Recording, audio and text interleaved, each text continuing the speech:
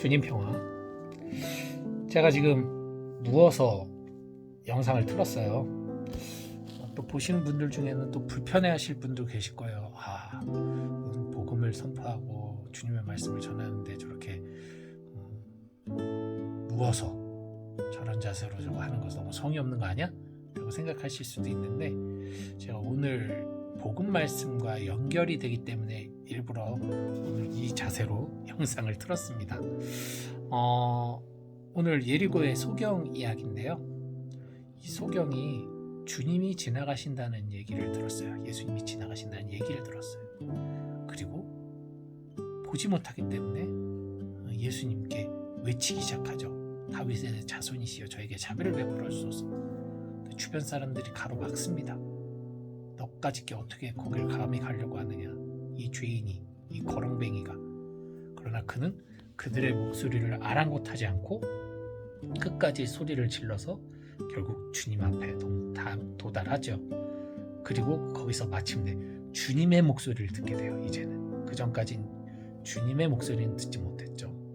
그리고 나서 거기서 주님으로 인해 눈을 뜨게 되고 이제 주님을 참으로 바라보게 되는 그런 기적을 체험하게 되죠. 그리고 마침내 참으로 주님을 따라가는 삶을 살게 됩니다. 이 이야기가 우리 내면의 모습과 똑같다고 저는 생각이 들어요. 저희들도 주님을 직접 보진 못해요. 그저 주님의 이야기를 듣는 겁니다.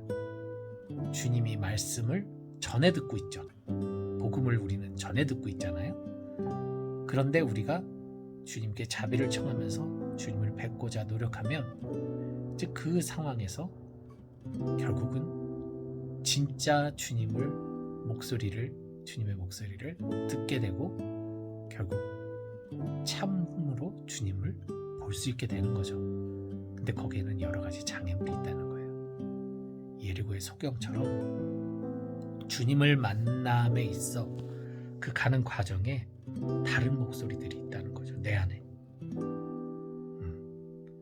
너까지 어떻게 주님을 만날 수 있어? 너 같은 죄인이, 나같이 부족한 인간이, 나같이 어리석은 사람이 하면서 스스로를 주님에게서 멀어지도록 유혹하는 목소리들과, 혹은 너는 이미 의로워, 넌 훌륭해, 너는 이미 하느님의 사랑을 받고 있어 라고 하면서 주님의 목소리를 정작 듣지 않고 자기 자신의 목소리를 들으면서 자기 자신을 하느님 삼아 살아가는 사람들, 이런 사람들에게는 진짜 이 모든 유혹이 마치 여기 군중들이 그 소경과 예수님을 갈라놓으려 하듯이 내 안에서 나를 주님으로부터 멀어지게 하려고 하겠죠. 그러나 그러한 유혹의 소리들을 내가 떨치고 나가야 되는 거예요. 그럴 때, 그리고 주님의 목소리를 따라가도록 격려하는 이들의 목소리를 따라 들어가면서 주님께 도달해야겠죠. 그렇기 때문에 지금 저가 이 자세를 취한 것처럼 속된 곳에 어떻게 속되고 더럽고 그런 거룩하지 못한 곳에서 주님의 말씀을 선포하고 주님의 그런 거룩한 예식을 할 수 있겠어? 라는 유혹. 사실 여러분 반드시 기억하셔야 될 게, 주님은 거룩한 곳에 오신 분이 아니세요. 주님은 죄인 한가운데 오셨어요. 우리가 생각하는 그 거룩함 안에 오신 분이 아니세요. 주님이 죄인 한가운데 오셨는데 왜 우린 거룩한 곳에서 주님을 찾으려 합니까? 거룩함 속에서 주님을 찾으려고 해요. 여기에는 한 가지 우리가 꼭 기억해야 할, 그리고 잊어서는 안 될 중요한 진리가 있습니다. 주님이 왜 죄인 한가운데 오셨을까? 죄를 용서하면요, 결국 우리 몸에 붙어있는 더러움을 씻어내는 거예요. 즉 우리 존재 자체는 하느님께서 창조하신 너무나도 귀하고 소중하고 거룩한 존재예요. 그저 거기에 죄의 옷을, 죄의 때를 입고 더럽혀졌을 뿐입니다. 그것을 씻어내서 다시 우리의 본연의 모습, 본연의 거룩함을 찾아주시는 게 예수님의 소명이셨어요. 그렇기 때문에 주님이 죄인 한가운데 오신 것은 더러움 속에 온 게 아니라 사실은 거룩함으로 오신 거예요. 즉 우리가 생각하는 더러움과 삭됨은 더러운 게 아니에요. 사실 삭됨도 아니고 우리가 만들어내는 거죠. 사탄의 유혹에 의해서 주님을 만나지 못하게 하려고, 주님의 목소리를 듣지 못하게 하고, 주님을 볼 수 없게 하려고 내 안에서 끊임없이 유혹하는 유혹자들이 거룩함을 찾게 만드는 거예요. 신부가 이래서는 안 된다. 수도자가 이래서는 안 된다. 신자가 이래서는 안 된다. 신자가 성체를 손으로 집으면 안 된다.